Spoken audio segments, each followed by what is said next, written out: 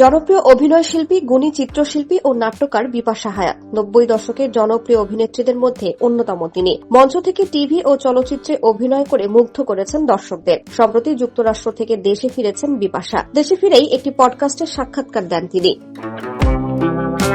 এই আলাপচারিতায় নানা বিষয়ে কথা বলার পাশাপাশি চলচ্চিত্রে অভিনয় নিয়ে নানা ঘটনা ভক্তদের সঙ্গে ভাগ করে নেন। সঞ্চালক জানতে চান কিয়ামত থেকে কিয়ামত সিনেমার প্রস্তাব এবং সেই সময়ে বলিউড থেকে প্রস্তাব পাওয়ার বিষয়ে। জবাবে বিপাশা হায়াত জানান, বলিউডের যে প্রস্তাব এসেছিল সেটি এত আগে নয়, আরো পরে। বিপাশা জানান, বলিউডের সিনেমায় পার্শ্ব চরিত্রে অভিনয়ের প্রস্তাব এসেছিল তার কাছে। সিনেমাটির নাম মনে করতে না পারলেও যে লোক ফোন করেছিলেন তার ফোন নাম্বার এখনো বিপাশার ফোনে সেভ করা আছে এবং তার সঙ্গে কয়েকবার কথাও হয়েছে বলে জানান।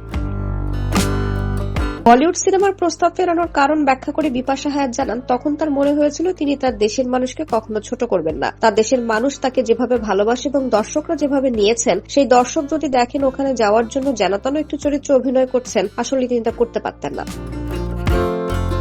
বিপাশা তার ভাবনা আরো খানিকটা ব্যাখ্যা করে জানান, তারকা নয় বরং তিনি পাবলিক ফিগার বলছেন। এই পাবলিক ফিগার হয়ে ওঠার অনেক বড় একটি দায়িত্ব রয়েছে এবং প্রত্যেকটি কাজের মাধ্যমে এই দায়িত্ববোধ বহন করা উচিত যা তিনি বহন করতে চান। মানুষের ভালোবাসা ভীষণ স্বর্গীয়। এই পৃথিবীতে যত যুদ্ধ বিগ্রহ, কোন্দল ও মারামারি কাটাকাটি সবই ভালোবাসার অভাবে। সুতরাং মানুষের ভালোবাসা হচ্ছে পৃথিবীতে সবচেয়ে মূল্যবান এবং এই জায়গা থেকে তার মনে হয়নি বাংলাদেশের চাইতে ওখানে গিয়ে ভালো কিছু করতে পারবেন।